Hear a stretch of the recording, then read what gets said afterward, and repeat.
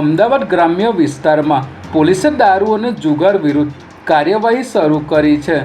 જેમાં એલસીબીએ સરખેજ સાણંદ રોડ પર સત્યસ રેસિડેન્સીના એક ફ્લેટમાં દરોડો પાડ્યો હતો, જેમાં ચેતન જોશી દ્વારા ભાડે રખાયેલા ફ્લેટમાંથી ભારતીય બનાવટના વિદેશી દારૂની બોટલો અને બિયરના ટીન મળીને કુલ 1039 નંગ બોટલ જપ્ત કરાયા હતા। જ્યારે અસલાલી પોલીસે મોટા છાપરા ગામની સીમમાં ખોડાજી ઠાકોરના મકાનની ઓસરીમાંથી જુગાર રમતા 7 જુગારીઓને ઝડપી લઈ 67,000 ઉપરાંતનો મુદ્દામાલ કબજે કર્યો હતો। પવિત્ર શ્રાવણ માસ દરમિયાન લોકો વિવિધ મંદિરે દર્શન કરવા જતા હોય છે, ત્યારે અમદાવાદ મ્યુનિસિપલ ટ્રાન્સપોર્ટ સર્વિસ દ્વારા વિશેષ ધાર્મિક બસ પ્રવાસ યોજના જાહેર કરવામાં આવી છે। નાગરિકો માટે રૂટીન બસ સુવિધામાં કોઈ તકલીફ ન પડે તેના માટે અલગથી 80 બસ શ્રાવણ મહિના માટે ફાળવવામાં આવી છે, જેમાં અમદાવાદ મ્યુનિસિપલ કોર્પોરેશનની હદમાં રહેતા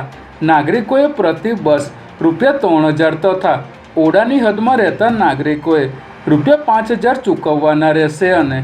આ બસો Lal Darwaja terminus, Sarangpur terminus, Vadaj terminus અને મણિનગર ટર્મિનસથી મળી શકશે। સુરતના જયંતિ પટેલ અને કૌશિક પટેલ નામના પિતા પુત્રએ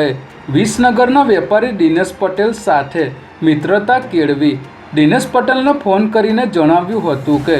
તેઓને ત્યાં ઇન્કમટેક્સની રેડ પડી છે અને વકીલને આપવા માટે પણ તેમની પાસે પૈસા નથી તેવું કહીને